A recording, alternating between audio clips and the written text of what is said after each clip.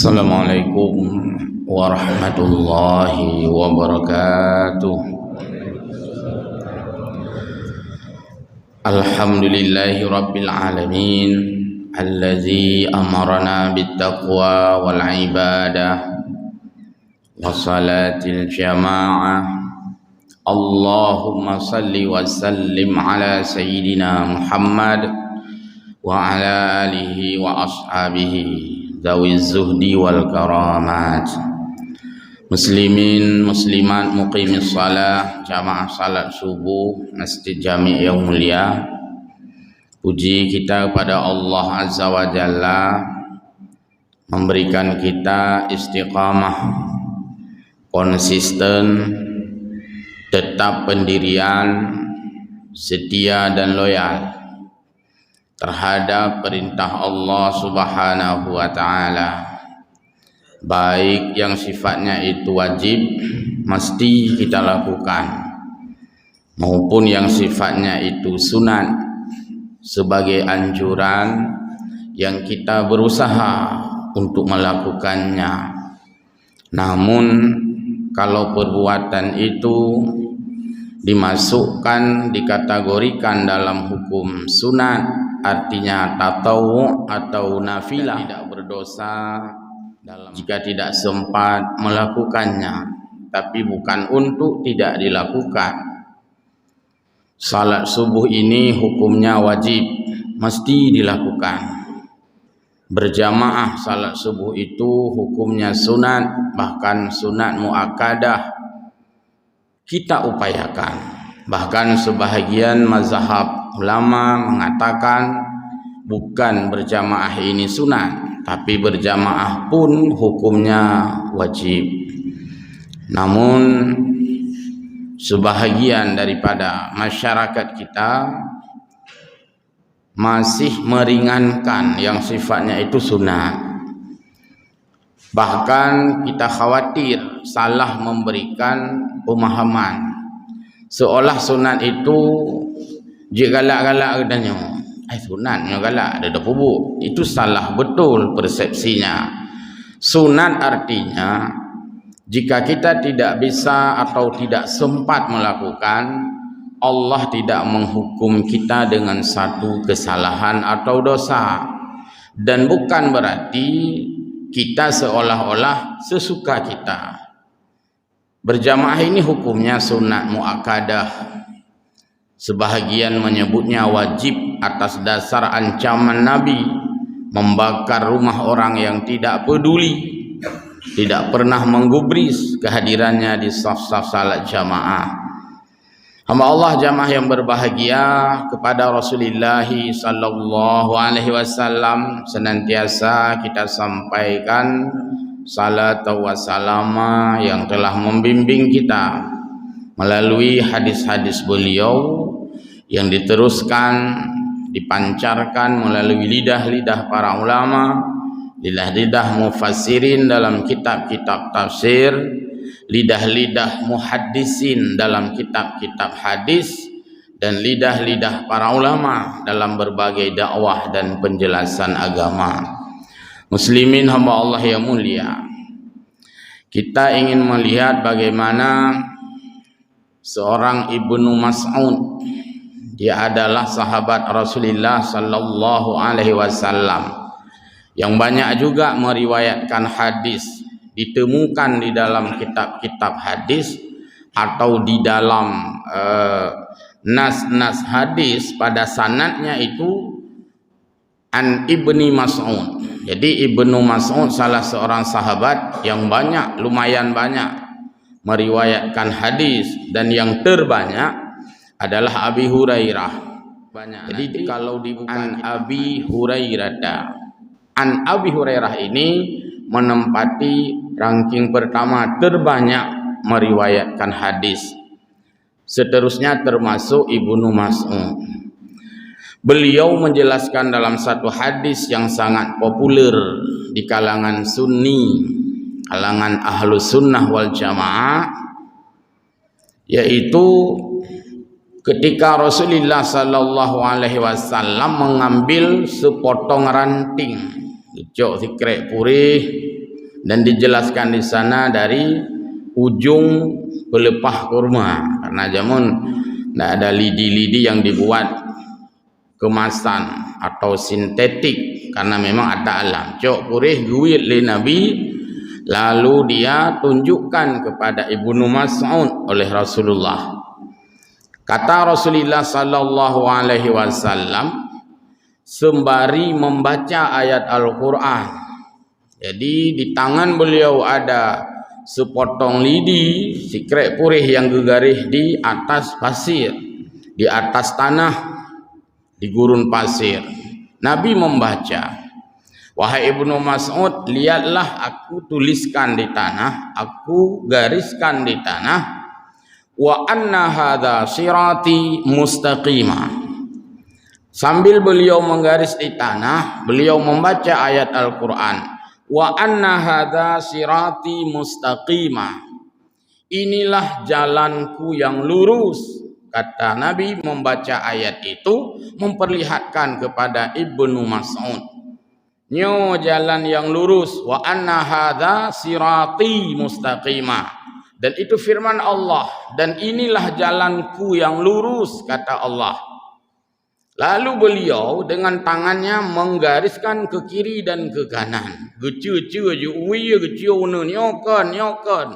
Sebelah kanan dia coret-coret, ini bukan jalan lurus. Lalu dia coret sebelah kiri, gecil Nabi, gegarih, bercabang. Jadi yang pegah oleh Nabi yang lurus inilah jalanku, maksudnya jalan Allah. Yang dia coret ke kanan, ini jalan melenceng ke kanan, harut unun.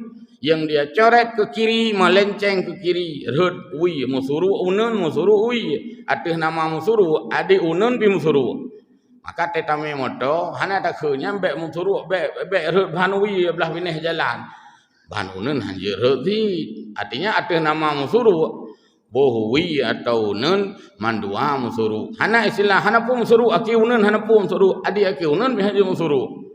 Maka yang lurus adalah sebagaimana yang digariskan lurus. Berarti Nabi melarang kita dalam ujung ayat yang tadi dibacakan. Kalau yang pertama inna hadza sirati mustaqiman, itulah yang lurus. Maka yang kiri kanan wala tattabi'us subula, dan janganlah kamu ikut jalan-jalan lain. Fatafarraqa bikum an sabilih, maka akan memporak-porandakan kamu. Tafarraq itu memecahkan kamu, menghancurkan kamu. Tafarraq ini yang dalam bahasa Aceh, tafarraq susah diucapkan karena itu bahasa Arab. Tafarruq masih susah juga diucapkan. Tupiru juga kan. Jadi tafarraq itu adalah jika kita mengikuti jalan yang melenceng ke kanan dan ke kiri, maka akan tafarraq, yang dalam bahasa Aceh diterjemah akan tupiru, artinya akan hancur. Jadi tupiru yang kan hancur, habis tupiru dong. Ke mana? Kapan kita hancur dan tupiru? Ketika tidak mengikuti jalan yang digariskan oleh Nabi tadi, yang digariskan di atas tanah, diperagakan sambil membaca ayat itu. Di sini menunjukkan bahwa selain daripada jalan Allah, semuanya kita akan menemukan tupiru. Selain daripada yang digariskan agama Allah, kita akan menemukan yang namanya kehancuran. Selain daripada kita mengikuti seruan Allah, maka seruan-seruan yang lain itu akan terpiru. Maka agama ini mesti istiqamah. Agama ini mesti konsisten. Agama ini mesti kita benar-benar berkomitmen dengan sangat tinggi dan sangat kuat. Apalagi kita di daerah kita di Aceh dengan syariat Islam yang hampir saja dipersoalkan banyak orang. Bahkan sebahagian masih meragukan, masih mempertanyakan, puna perlu dalam syariat Islam di Aceh. Kalau tidak ada syariat Islam, mau syariat apa di Aceh? Tidak ada syariat yang lain. Karena akan menjadi fatafarraqa bikum, Oleh karena itu maka betapapun banyaknya pengaruh kiri dan kanan, sebagaimana digariskan oleh Nabi tadi dalam peragaan, itu semuanya adalah pengaruh dalam kita menjalankan agama, dalam kita menjalankan dinullah. Memang selalu banyak pengaruh. Kadang-kadang kita dipengaruhi oleh budaya, jangan terpengaruh. Kadang-kadang kita dipengaruhi oleh regulasi, oleh hukum, oleh sesuatu yang sifatnya aturan, yang kira-kira menentang syariat Islam, ya jangan terpengaruh. Kadang-kadang kita dipengaruhi oleh opini, oleh pendapat, oleh analisa, oleh imajinasi, atau kadang-kadang kita dipengaruhi oleh globalisasi. Pengaruh itu tidak bisa ditolak. Semua ada pengaruh. Memboh kaya mentang, dia juga mendapatkan pengaruh. Ikap liticim, diganggu oleh tupai, diganggu oleh lutung. Semua ada gangguan. Pohon-pohon ada gangguan. Belum matang pun mau dimakan oleh binatang. Yuh galom muh mamplam. Masa kawai ratha liticim. Itu gangguan. Upaya manusia apa? Menyelamatkannya. Maka orang awai gusalup. Nya kepun salup pisang. Kon mangat selamat. Kepun selamat. Baik sampai awai saja oleh binatang. Jangan sampai pisangnya nanti tidak sempat kita makan. Enggak bisa kita panen. Awai kerupuh oleh binatang. Maka agama kita juga mesti kita berikan sarung.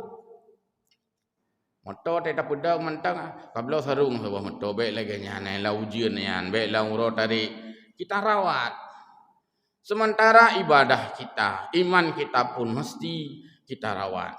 Sering tadosmer, sering takiwi, takilatkan, ya urang kilat sepetu. Sering kita semir dia. Maka agama, iman, ibadah kita juga kita sepuh, kita semir. Maka sering berjamaah ini bahagian daripada semir ibadah. Ya semir, kamu kilat-kilat ibadah, luun ibadah. Dan dia itu bercahaya. Maka kata Nabi tadi, kita mengikuti jalan yang satu, yaitu jalan yang ditunjuk oleh Allah. Itu ayat Al-Quran tadi. Dari segi tafsir, nanti dilihat seperti dijelaskan oleh Imam As-Sabuni dalam menafsirkan ayat itu. Kenapa ketika Allah mengatakan sirati itu dengan satu kata, artinya kata tunggal, sirata. Ini adalah jalanku negeri Allah, satu kata. Yang kiri kanan disebut dengan kalimat jamak, wala tattabi'us subula. Hana gukun wala tattabi'us sabila. Tapi disebut wala tattabi'us subula. Sabilun itu satu jalan. Subula atau subulun itu banyak jalan. Di sini menunjukkan bahwa jalan yang lurus itu hanya satu, yaitu jalan Allah. Petunjuk itu hanya satu, petunjuk Allah. Kebenaran itu hanya satu, kebenaran dari Allah. Sementara kejahatan banyak. Subula, dari kiri kah, dari kanan, dari sekarang, dari dulu, dari manusia kah, dari jin kah, maka subula. Kekacauan itu datang dari banyak pengaruh. Sementara kebenaran hanya kita bergantung kepada Allah Subhanahu wa taala. Di dalam kajian-kajian sunni, Ahlus Sunnah wal Jamaah, versi Ahlus Sunnah wal Jamaah, ayat ini digandengkan dengan hadis Nabi, alaikum bisunnati wa sunnati khulafair rasyidina al-mahdiyina. Kamu, kita ini umat Nabi Muhammad, wajib berpegang kepada sunnahku, sunnah Nabi. Apa yang dilakukan oleh Nabi, Apa yang diucapkan oleh Nabi, apa yang disikapi oleh Nabi, wajib kita mengikuti. Ikut hadisnya kan sunat, ikut hadis wajib. Kalau ditanya mana beda ayat, mana beda hadis dengan beda sunnah, nak kena ikut sunnah, entah nak ikut hadis, ikut sunnah yang nanti sering kita dengar, ikut sunnah. Ikut hadis kadang-kadang jarang disebutkan. Apa yang Nabi ucapkan itu hadis, maka kita mesti mengikuti hadis. Apa yang Nabi lakukan, Nabi kadang tidak mengucapkan tapi melakukan, mengerjakan, itu namanya sunnah. Jadi ikut sunnah atau ikut hadis itu sama saja sebenarnya. Cuman ingin dilihat perbedaan dari segi bahasa. Sunnah itu apa? Sunnah adalah apa yang dilakukan oleh Nabi. Hadis itu apa? Apa yang diucapkan oleh Nabi. Maka menurut saya, yang awam ini, kita masih belum sempurna. Kalau hanya nyatanya ikut sunnah. Hadis hanya ikut, sunnah ikut tapi itu belum sempurna. Karena kita bukan hanya ikut yang Nabi lakukan, tapi kita juga ikut apa yang Nabi katakan. Menyata ikut sunnah atau hanya ikut hadis, wajarlah hana khauri mulut sebab Nabi hana khauri mulut, wajar. Bahkan kamu ikut sunnah karena Nabi hana buka mulut, kamu hana buka ziknya ikut sunnah. Tapi ikut hadis banyak sekali yang dari ucapan Nabi itu kita berikan makna. Kadang maknanya eksplisit, kadang maknanya implisit, kadang maknanya itu mantuk, terucapkan dalam bahasa yang lugas, terang-terangan, belak-belakan. Kadang maknanya itu mafhum, dipahami dari bahasa. Jadi ikut sunnah dan ikut hadis. Atau ikut hadis dan ikut sunnah. Kalau ikut sunnah saja tidak mengikuti hadis, kita telah meninggalkan apa konsep-konsep yang disampaikan oleh Nabi. Nah, jadi alaikum bisunnati. Kamu mesti mengikuti sunnahku. Maksudnya di sana hadis fi'liyah, hadis qauliyah, hadis takririyah kita ikuti. Wa alaikum, dan juga kamu mengikuti sunnah khulafair rasyidin wa sunnati khulafair rasyidina al-mahdiyina, dan sunnah khulafaur rasyidin artinya sunnah sahabat yang 4. Ada di sana Sayyidina Abu Bakar, ada di sana Sayyidina Umar, ada di sana Sayyidina Utsman, ada di sana Sayyidina Ali. Itu disebut dengan khulafaur rasyidin, khalifah yang rasyid, khalifah-khalifah yang cerdas, khalifah-khalifah yang legalitasnya diakui di dalam melanjutkan kepimpinan Nabi, dan mereka adalah sahabat yang di-SK-kan, yang dilantik oleh Nabi sendiri dalam bunyi hadis yang lain, ashabi atau sahabi, ashabi jamaknya itu kan nujum, sahabatku bagaikan bintang-bintang.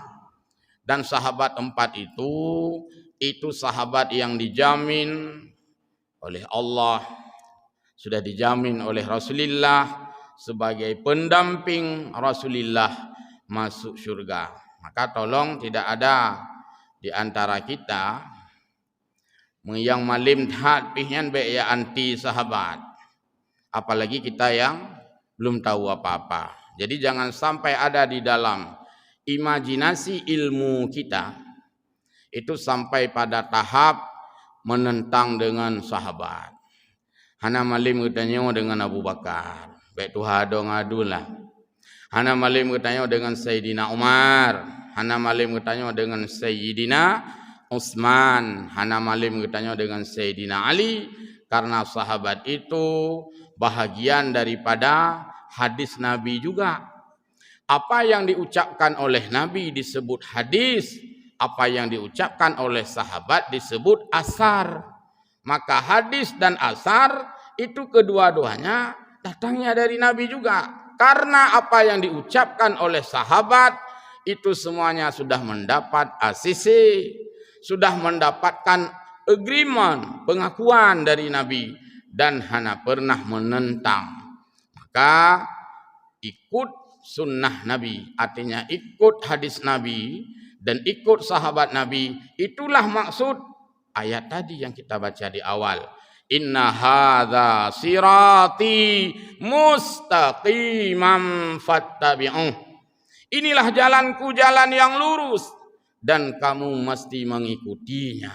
Teguhkan jalan yang lurus, yaitu jalan yang diikuti, yang dilakukan oleh Nabi, jalan yang dilakukan oleh para sahabat, dan sahabat tidak pernah menentang, tidak pernah kontroversi, tidak pernah melenceng dari apa yang dilakukan oleh Nabi. Nampak hubungan dengan ulama ada, Pak? Pak, hubungan dengan ulama. Hubungan dengan ulama, al-ulama'u warasatul anbiya. Ulama adalah pewarisnya ilmu Nabi, pewarisnya ilmu Nabi. Kon pewaris tanah, kon pewaris kurma, kon pewaris unta, pewarisnya ilmu Nabi. Maka ilmu-ilmu Nabi itu yang mewariskannya, yang meneruskannya, yang menerima estafetnya, yang melanjutkannya itu adalah al-ulama. Dan itu Nabi juga yang memberi estafet itu. Al-ulama'u warasatul anbiya. Ulama adalah penerima waris, bukan pemberi waris. Sebenarnya di sana ada bahasa yang mesti kita pahami. Kalau ulama pewaris Nabi, seolah-olah ulama pemberi waris, tapi penerima maksudnya. Maka kalau kita lihat dari ayat tadi, kita lihat dari hadis, 2 hadis sudah kita angkat. Berarti tidak ada yang terpisah di sana. Kalau kita mau benar mengikuti sahabat, kan kita ikuti ulama karena menjelaskan jalan-jalan yang ditempuh para sahabat. Kalau kita mau mengikuti Nabi, kan kita mengikuti jalan sahabat. Karena sebelum kita tahu bagaimana perbuatan dan bicara Nabi, harus tahu dulu melalui lidah para sahabat itu. Tapi kan enggak ada satupun di antara kita yang udip selayu dengan sahabat. Hana. Sayyidina Abu Bakar, lung jamun sebuah leting, lung yang jamun. Ya hana. Maka melalui jalan-jalan yang ditempuh oleh para ulama terus menerus sampai dia itu kepada Rasulullah sallallahu alaihi wasallam. Walau di sana itu terdapat banyaknya khilafiyah, perbedaan pandangan, tetapi semuanya dalam bingkai ikut Nabi dan ikut sahabat Nabi.